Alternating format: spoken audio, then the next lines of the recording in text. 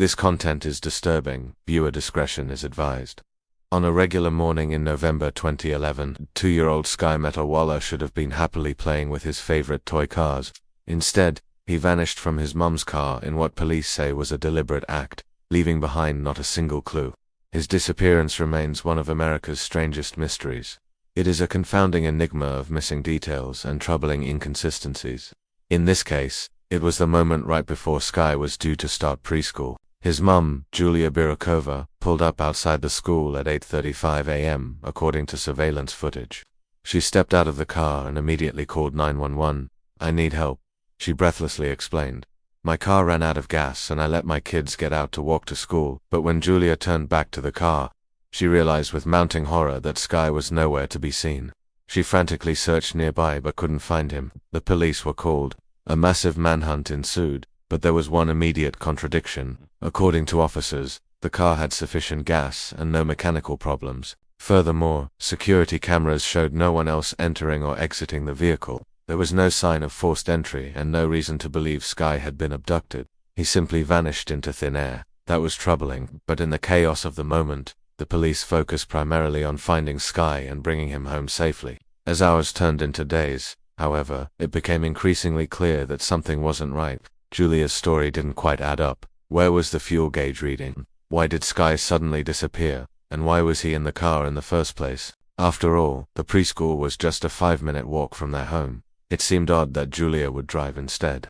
When asked why she didn't seek help from another driver or try a different route, Julia stated that she didn't have her phone, wallet, or purse.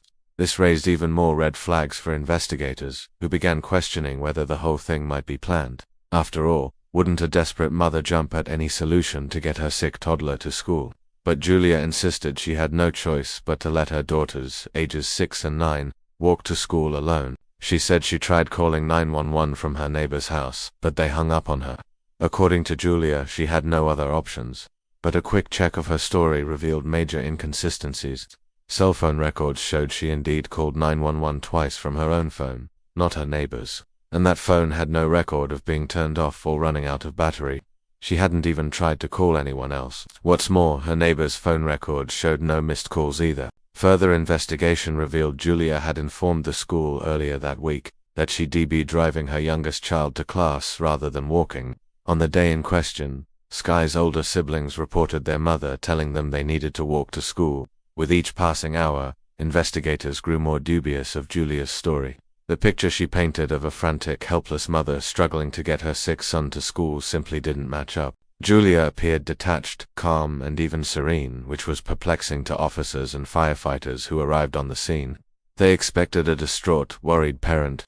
Instead, they found her calmly reporting her son missing without even checking the backseat of her car. So here's the question that's haunted investigators for over a decade. Why did Julia Metalwala leave her sick son in a parked car instead of carrying him, calling for help, or asking a passerby? With each passing day, this picture became clearer. Police next spoke with Sky's father, Solomon, who quickly came forward with his own theory, a shocking claim that pointed the finger squarely at his estranged wife. Could she be capable of such a heinous crime? And if not, why did she stage this elaborate ruse? Solomon was adamant. He knew his wife better than anyone. Sky's disappearance reeked of manipulation and deceit, which was all too familiar from their contentious relationship. The couple had a turbulent history, marked by domestic violence allegations, restraining orders, and intense custody battles over their 3 children. Solomon described Julia as vindictive, obsessive, pathological liar, and emotionally unstable. In fact, the pair had been engaged in a bitter legal dispute over their children. Just weeks prior to Sky's disappearance, Julia had filed for sole custody. She accused Solomon of emotional abuse and falsely alleged that he had attempted murder, kidnapping, and rape her. Solomon vehemently denied these claims, attributing them to Julia's active imagination. Further investigation revealed a pattern of deceitful behavior from Julia. In the past, she fabricated stories about their eldest daughter being bullied at school, concocted tales of Solomon physically harming her, and lied about her own immigration status to gain access to government benefits. She routinely manipulated situations to portray herself as a victim. Then there was her own testimony during their custody hearings. She had asserted that Solomon was abusive, controlling, and manipulative.